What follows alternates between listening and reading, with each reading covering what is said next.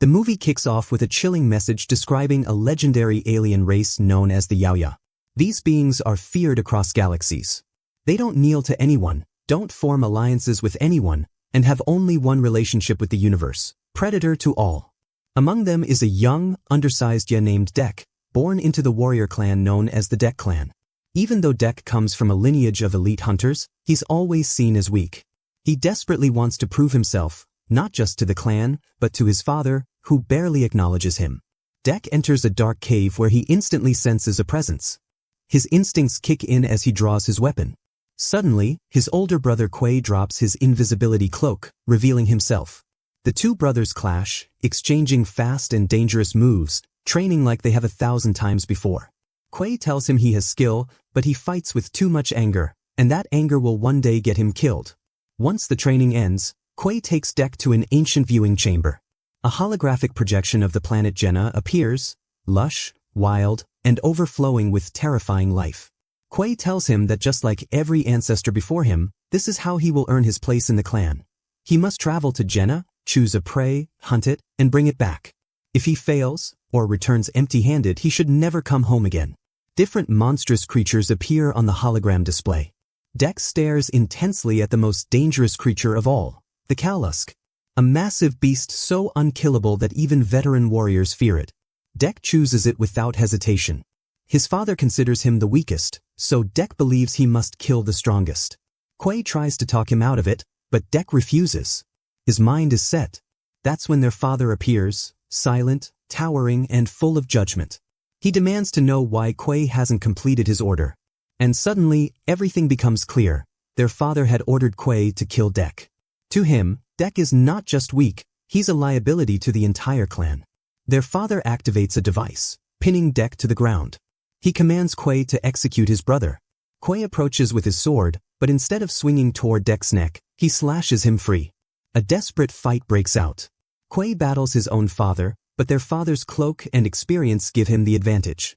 He brutally cuts off Quay's arm and drives his blade into his chest. With the last of his strength, Quay hits the command on his remote. The spaceship launches, carrying Dek off the planet. Dek watches from the viewport as the only person who ever believed in him dies. After a long journey, the ship crash lands on Jenna. Dek pulls himself from the wreckage and swears he will hunt the Cowlusk, not for honor, not for his father, but for Quay. He outfits himself with his bow, spear, and blade. The moment he enters the forest, the planet strikes back. Vines move like living creatures, grabbing him. He slashes his way free, treating his cuts with strange flowers. He tries to eat a worm, but it swells and explodes like a grenade. Everything on this planet is a trap. Suddenly, a massive pterodactyl-like creature spots him. A girl standing on a cliff tries shouting to warn him, but Dek doesn't understand her language. Then she switches into one he recognizes. Her voice becomes robotic. She's not human, she's synthetic. Her name is Tai. Dek refuses her help. He hunts alone. But the creature drops explosive seeds into the poisonous flowers, sending toxic clouds straight into Dek's face. He collapses, barely conscious. In the final second before being eaten, Tai grabs his weapon and brutally kills the giant flying beast. She gives Dek an antidote to stop the poison from spreading. When Dek tries to help her up, he discovers she has no legs. Tai explains she was built by a corporation called Wei and Yutani. She's been stranded here for 2 years. Many hunters from Dek's species have come before him, but none survived the Cowlusk. But she has.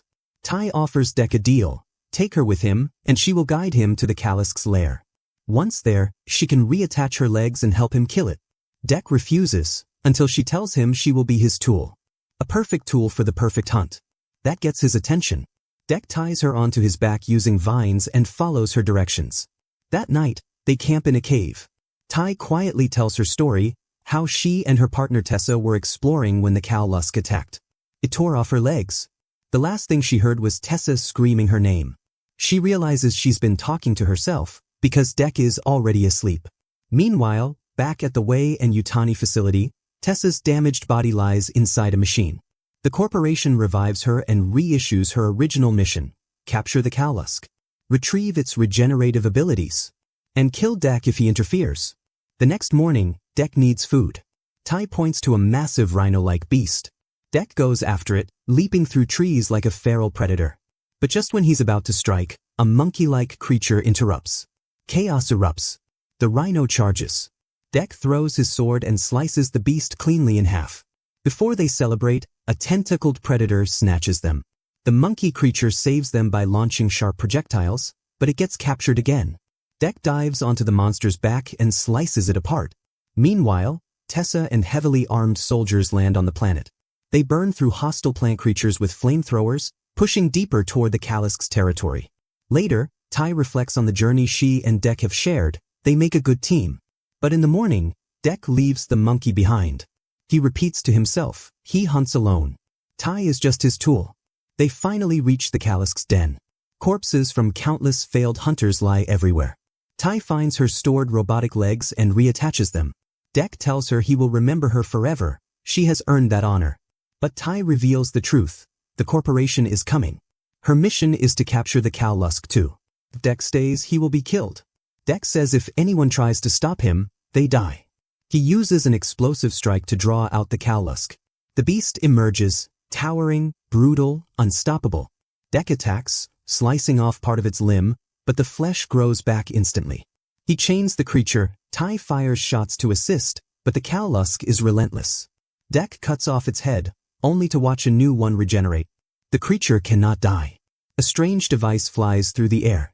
It freezes both Dek and the Kalisk solid. Tessa has arrived. Dek wakes up restrained, surrounded by the corporation's equipment. They plan to experiment on him.